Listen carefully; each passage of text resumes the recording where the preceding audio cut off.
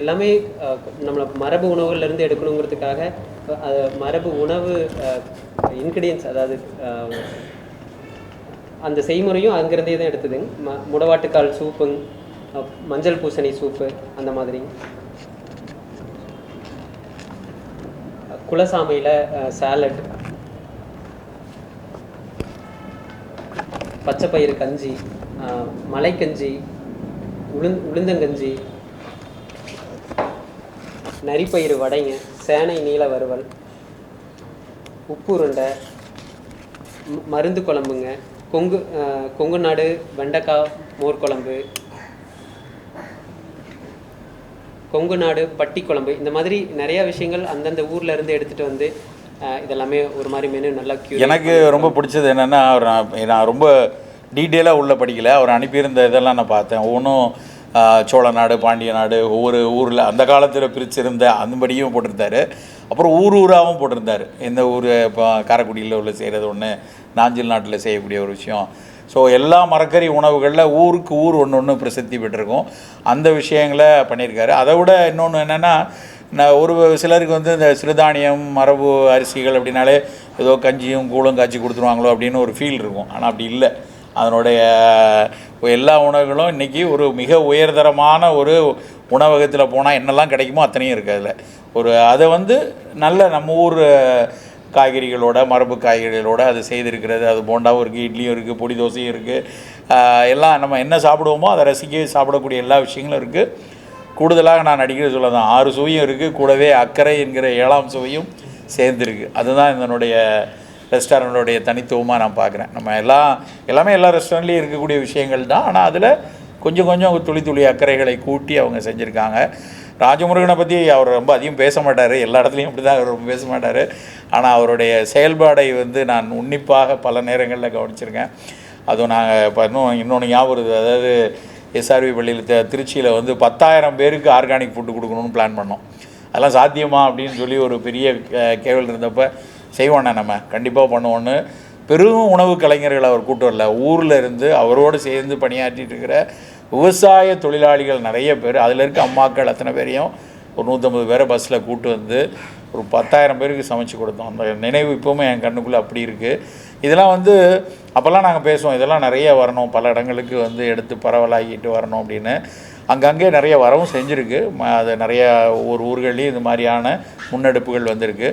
அந்த குக்கிராமத்தில் வந்து அவங்க ரொம்ப கவனமாக ஒரு ஃபைன் டைனிங்கில் நகர்ப்புறத்தில் ஒரு பெருமக்கள் நிறைய பேர் வரக்கூடிய இடத்துல அவங்க விரும்பி சாப்பிடக்கூடிய விஷயத்தை அவங்க இப்போ வந்தோடனே ஒரு பானகம் கொடுத்தாங்க.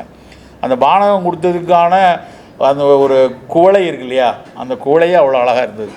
அது குடிச்சு முடிக்கிற வரைக்கும் அந்த குவளை அழகாக இருந்தது. நான் அப்படி நடந்து வரும்போது எதில் அவங்க பரிமாறுறாங்கலாம் பார்த்தேன். அந்த பரிமாறக்கூடிய சட்டிகள், பாத்திரங்கள், அதில் இருக்கக்கூடிய பொருட்கள் எல்லாத்துலேயும் ஒரு சின்ன கலைநயமும் மரபு நயமும் இருக்குது. நம்ம வரக்கூடிய இப்போ ஒரு இடத்துல சாப்பிட்றோன்னா, உணவகத்தில் போய் சாப்பிட்றோன்னா வெறும் அந்த பொருள் மட்டும் இருக்காது.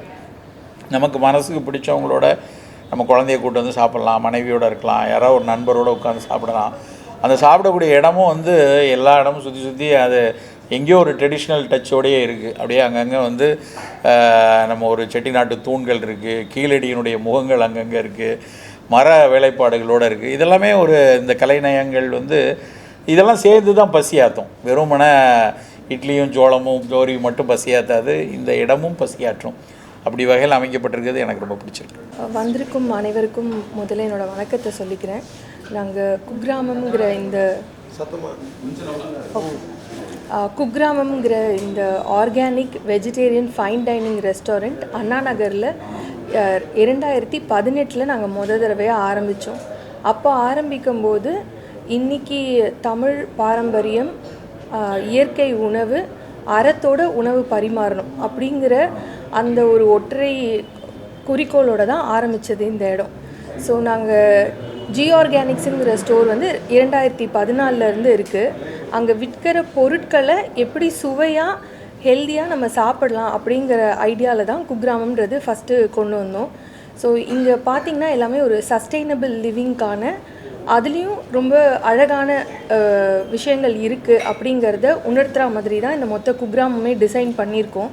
நீங்கள் வாசலில் பார்த்தீங்கன்னா அந்த மாட விளக்கு வச்சு டோர்ஸே இல்லாமல் ஓப்பனாக இருக்கும். ஏன்னா இதுக்கு முன்னாடி இந்த தமிழ் கல்ச்சர் வந்து அப்படி தான் இருந்திருக்கு. தெருக்களில் யாரும் காம்பவுண்ட் வால் கட்டி டோர் போட மாட்டாங்க. எல்லோரும் வீட்டுக்குள்ளே வரணும் அப்படிங்கிற ஒரு இன்வைட்டிங்கான ஒரு ஸ்பேஸாக இது இருக்கணும். எல்லா எலிமெண்ட்ஸும் ஒரு சின்ன சின்ன விஷயங்களும் தமிழ்நாட்டில் இருக்கிற ஆர்டிசன்ஸ் கிட்ட இருந்து அவங்க கைவினை பொருட்களை வச்சு வாங்கின விஷயங்கள் தான். இந்த ஃபால் சீலிங் பார்த்தீங்கன்னா கூட உடுமலைப்பேட்டில் இருக்கிற ஒரு அம்மா எங்களுக்கு தைச்சி கொடுத்தது தான். லைட்ஸ் கொண்டு எல்லாமே நாங்கள் வந்து ஆர்கானிக் ஃபேப்ரிக்கில் யூஸ் பண்ணியிருக்கோம். முடிஞ்ச அளவுக்கு பிளாஸ்டிக்கை தவிர்த்துருக்கோம். நாங்கள் சர்வ் பண்ணுற பிளேட்டு கூட கைவினை stoneware product, let free product. அது மேலே வாழையில் போட்டு சாப்பிடணுக்குள்ள அதுலேயே சாப்பிடலாம். எந்த நஞ்சும் உங்களோட ஃபுட்டில் சேரவே சேராது. இது நம்ம க்ரியேட் பண்ணியிருக்க ஸ்பேஸ். இதை வந்து எல்லோரும் எக்ஸ்பீரியன்ஸ் பண்ணணும். வந்து பார்த்துட்டு உணவை ருசித்து பார்த்துட்டு எங்களுக்கு ஆதரவு தரணும்னு நான் கேட்டுக்கிறேன். ரெஸ்டாரண்ட் இந்த மாதிரி first of its kind in Chennai.